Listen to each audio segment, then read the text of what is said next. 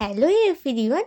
উইকেন্ডে আসলে বাইরেতে যাওয়ার একটা ইচ্ছে হয়, আর তার সঙ্গে সবথেকে বাইরে গেলে যেটা ইচ্ছে হয় সেটা হলো খাওয়ার।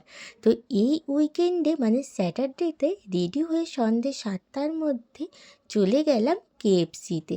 আর কেএফসি হলো আমার বাড়ির একদম কাছাকাছি, শখের বাজারে পড়ে।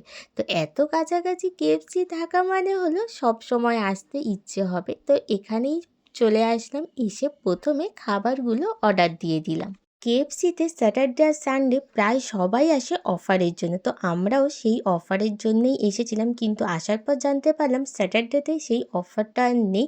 ফ্রাইডে পর্যন্ত অফারগুলো ছিল আর কম্বোগুলো ছিল। তো এর মধ্যে কয়েকটা নর্মাল অফার চলছিল, তো তার মধ্যেই আমরা অর্ডার দিয়ে দিয়েছিলাম। তো আমাদের অর্ডারটা একটুখানি আসতে দেরি হচ্ছিল।